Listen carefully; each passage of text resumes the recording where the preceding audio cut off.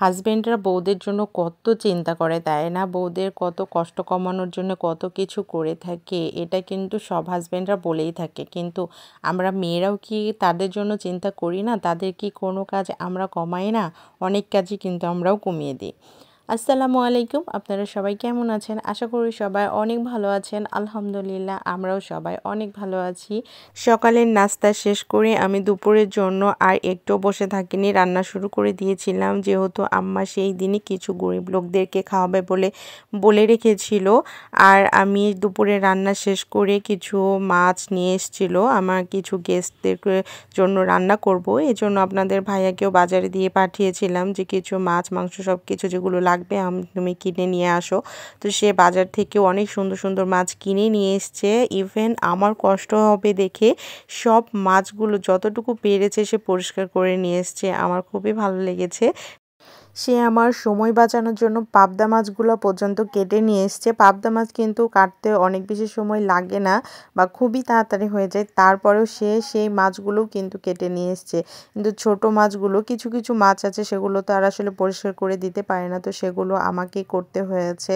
ছোট মাছগুলো কাটতে একটু সময় লেগেছিল। আসলে এই জন্যই বলে যে জিনিসে কষ্ট বেশি সে জিনিস কিন্তু অনেক বেশি স্বাদ বা অনেক বেশি ভালো হয়। তো এই জন্যই মনে হয় ছোট মাছ কিন্তু কাটতেও অনেক বেশি সময় লাগে, কিন্তু খেতে অসম্ভব মজার হয়। মাছ মাংস বা বাজার সব কিছু আমি কমপ্লিট করতে করতে অনেক সময় চলে গেছিলো, প্রায় এভারেজ 4টা বেজে গেছিলো বিকেল। তো আম্মা এদিকে বারবার বলছিল তোমার জন্য অনেক বেশি কষ্টকর হয়ে যাচ্ছে, তুমি একটু আমার জন্য রেখে দাও।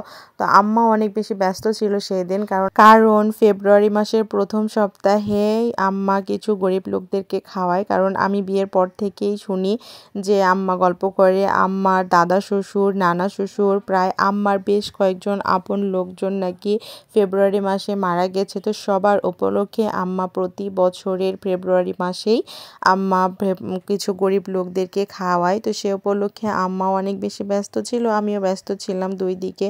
তো সব কাজকর্ম শেষ করে যখন ভেবেছি একটু রেস্ট নিব, কিন্তু বললেই কি আর রেস্ট নেওয়া হয়? এই জন্যই তো বলে মেয়েরা কিন্তু অনেক বেশি পরিশ্রমও করে, কিন্তু ছেলেরা বাসায় এসে বলে তোমরা সারাদিন কি করো। এটা হচ্ছে ছেলেদের কমন ডায়লগ।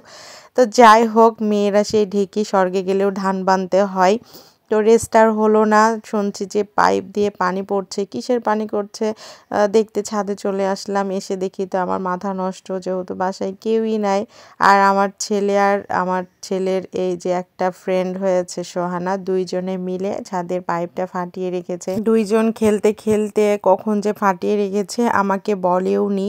তো দুইজনকে বকছি, আর এই যে দুইজন দেখুন আমার বকাতে তারা হাসছে। কি একটা ব্যাপার হয়ে গেছে যে একটু তাদের দুইজন আমাকে দেখে একটু ভয় করছেন, আর কেমন বকছিলাম আল্লাহই জানে ভালো। তো তারপরে এখন সেটার তো তাৎক্ষণিক ব্যবস্থা করতে হবে, যেহেতু বাসায় কেউ নেই, যাকে দিয়ে করাই নিব সজীব সেও আমাদের তখন কাছাকাছি নেই। তো ইনস্ট্যান্ট তো নিজেকে কিছু একটা করতেই হবে।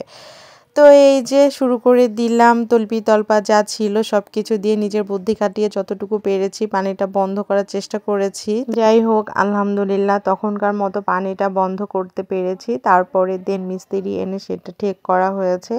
আর এই যে দুইজনকে একটু বকছি, কিন্তু দুজনে একটুও ভয় পাচ্ছে না, তারা হেসে যাচ্ছে। তো যাই হোক, সবাই ভালো থাকবেন, সুস্থ থাকবেন। আল্লাহ হাফেজ, আসসালামু আলাইকুম।